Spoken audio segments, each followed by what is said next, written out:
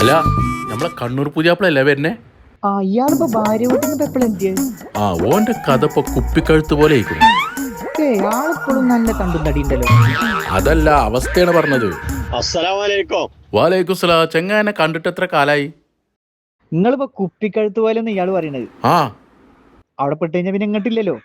അതന്നെ ഞാൻ അവിടെ കുടുങ്ങിക്കുന്നല്ല. അവിടെ പോകുമ്പോ കുറച്ച് ദിവസം നിൽക്കും.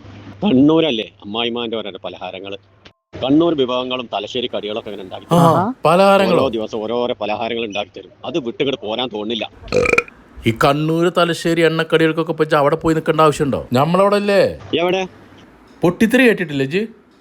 കണ്ണൂർ ഇപ്പൊ പൊട്ടിത്തെറിന്ന് അങ്ങനെ ഉണ്ടായില്ലല്ലോ. അതൊക്കെ പണ്ട് ബോംബും പൊട്ടിത്തെറിയൊക്കെ. കണ്ണൂരൊക്കെ ബോംബ് പൊട്ടിത്തെറി അല്ല, ചിക്കൻ പൊട്ടിത്തെറിച്ചത് ഇവിടെ ഉണ്ട്. എല്ലാ തലശ്ശേരി കടികളും അവിടെ ഉണ്ട്. ഇവിടെ തലശ്ശേരി കടികളോ? നമ്മളെ താഴക്കോടോ?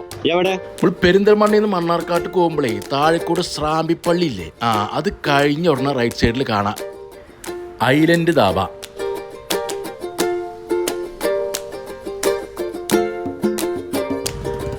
കണ്ടച്ച് വെറൈറ്റി കടികളാണ് കാണുന്നത്.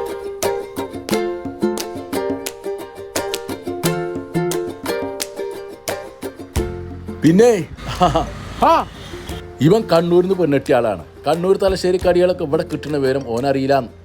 തലശ്ശേരി കടികൾ ഫുള്ള് നമ്മളെടുത്തുണ്ട്. നമ്മളിവിടെ ഉണ്ടാക്കുന്ന സാധനങ്ങളാണ്. ഉന്നക്കായ ഉണ്ട്, ചിക്കൻ പൊട്ടിത്തെറിച്ചുണ്ട്, വള്ളിക്കെട്ടുണ്ട്, സൽക്കാരപ്പെട്ടി ഉണ്ട്, ജലാഞ്ചി ഉണ്ട്, വട്ടപ്പപ്സ് ഉണ്ട്, കോഴിയാട, സുഗീന്, ഇറച്ചിപ്പത്തല്, സാൻഡ്വിച്ച്, ബർഗർ, എല്ലാ ഐറ്റംസുകളും നമ്മളെ കയ്യിലുണ്ട്.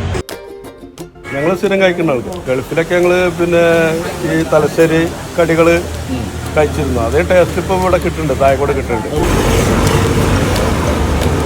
തലശ്ശേരി ഐറ്റംസ് നമ്മളിവിടെ പെരിന്തൽമണ്ണ കഴിഞ്ഞാൽ പിന്നെ ഇവിടെയാണ്. താഴെക്കൂടെ നമുക്ക് എല്ലാ ഐറ്റംസും ഉണ്ട്.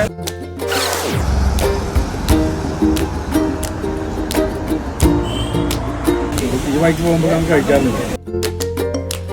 അല്ല, എങ്ങനെയുണ്ട് പൊട്ടിത്തെറി? ഇനി ബന്ധുപ്പാട്ടിക്ക് പോകൂലേ? ഇത് നല്ല ചീറിക്കണം. ഞാൻ കണ്ണൂർക്ക് തന്നെ പോണില്ല.